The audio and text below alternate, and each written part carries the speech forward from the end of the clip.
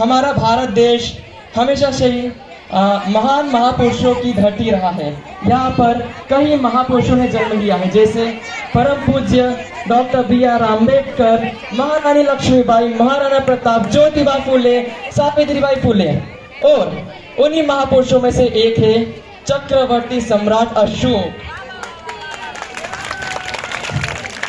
वही अशोक जिसका साम्राज्य पूरे देश तक छाया हुआ था, अफगानिस्तान एवं बांग्लादेश तक जिसकी सीमाएं जाती थी।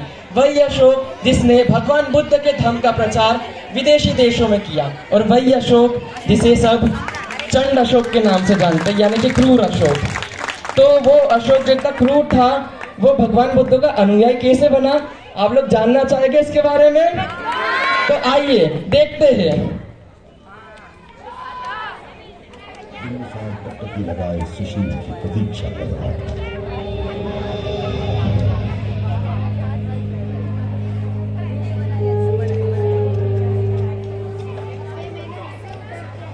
सुशील आ गए।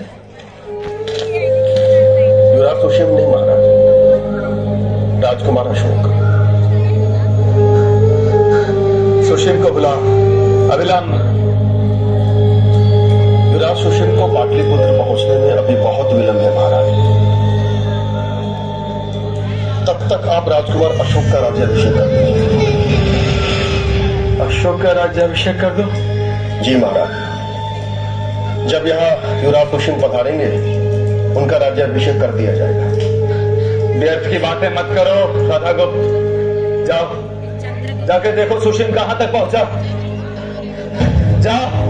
यदि मैं मगध की राजगद्दी का सबसे योग्य और सामर्थ्यवान उत्तराधिकारी हूं, तो मेरा राज्याभिषेक अभी होगा, इसी क्षण होगा।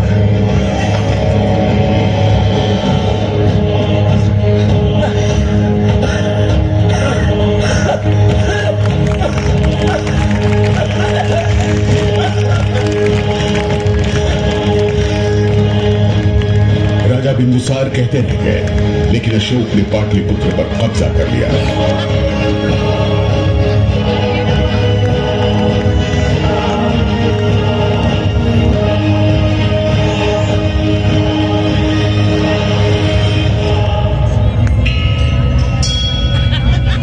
इसी के साथ अशोक मौर्य वंश का तीसरा सम्राट बना।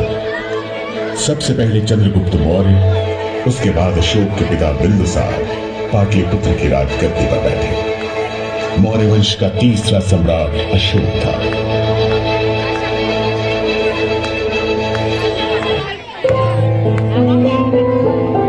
हेलो। नेपाली बौद्ध ग्रंथ महावंश में लिखा गया है कि अशोक ने अपने 6 भाइयों का वध किया था सिंहासन को प्राप्त करने के लिए। इससे ये बात तो सिद्ध हो गई कि उसे सिंहासन प्राप्त करने के लिए कई जद्दोजहद करनी पड़ी। अशोक एक चक्रवर्ती सम्राट बन चुका था, पर उसके राज्य विस्तार के लिए उसका कलिंग के युद्ध को जीतना अति महत्वपूर्ण था। तो आइए देखते हैं इस युद्ध में क्या हुआ आखिर अशोक के साथ, और उसने कैसे बौद्ध धर्म का मार्ग अपनाया। अशोक को कलिंग का युद्ध हर हाल में जीतना ही था, क्योंकि हार से अशोक और शक्तिशाली मौर्य साम्राज्य के बोलबाले पर प्रश्न चिन्ह लग जाता। अशोक के शासन के 8वें साल में लड़े गए इस युद्ध में अशोक ने पूरी ताकत लगा दी। कलिंग की विशाल सेना को कुचलना आसान नहीं था। कलिंग से अशोक की सेना को कड़ी चुनौती मिल रही थी। यह युद्ध खत्म होने का नाम ही नहीं ले रहा था।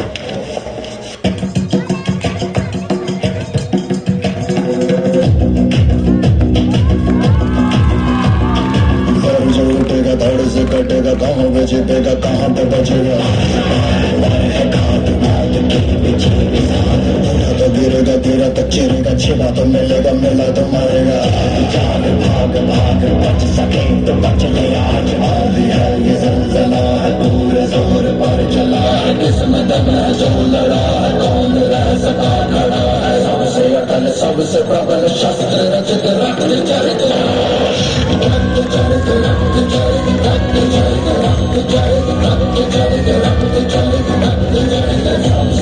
सबसे प्रबल शस्त्र रचित रक्त चरित।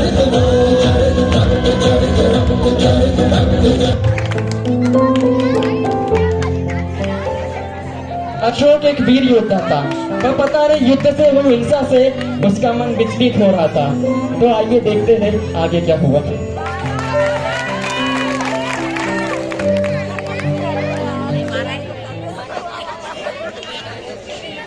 महाराज की जय। महाराज आज हमने कलिंग के 300 पदाती और 100 से ज्यादा हथियार गिराए।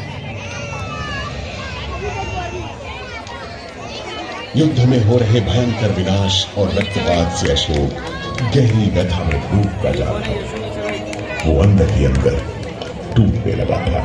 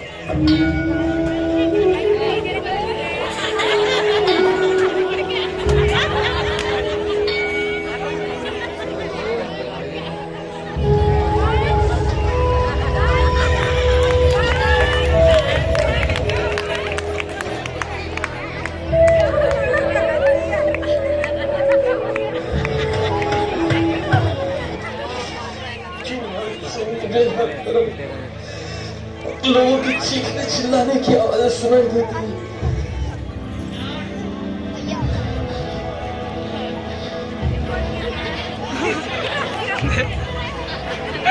एक लाख होता है, एक लाख, एक लाख।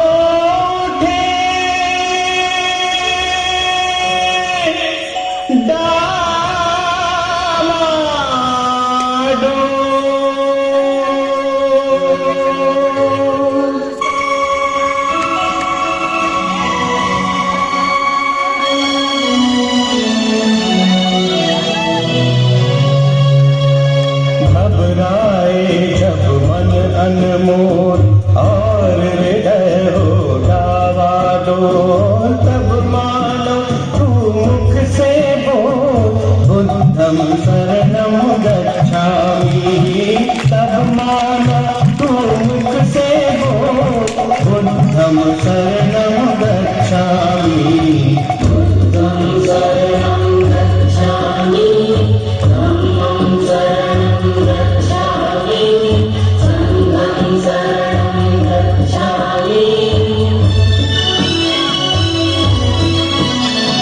जब अशांति का राग उठे, लाल लहू का भाग उठे, हिंसा की हो आग उठे,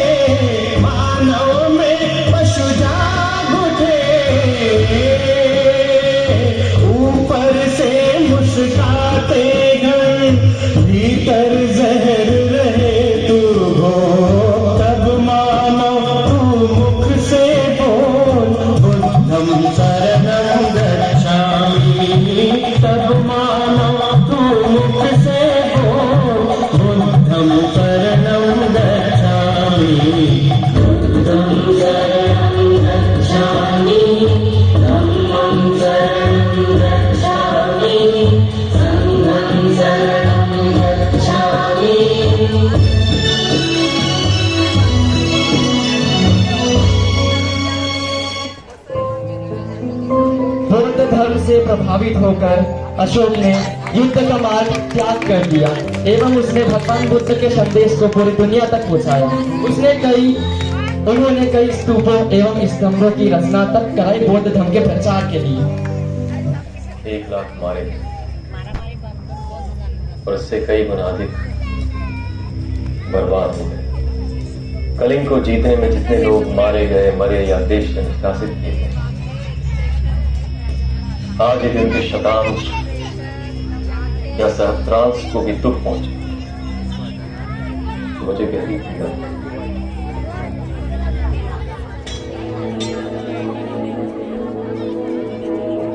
देवताओं के प्रिय धम्म विजय को ही असली विजय मानते हैं।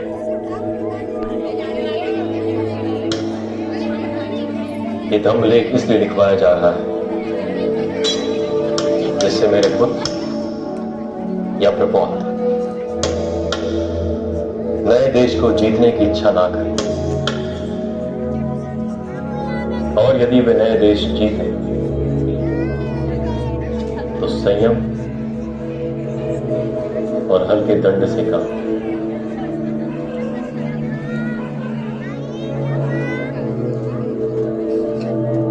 धम्म विजय, असली विजय। देवानाम प्रिय देवों का प्रिय देवानाम प्रिय देवों का प्रिय वो कहलाए।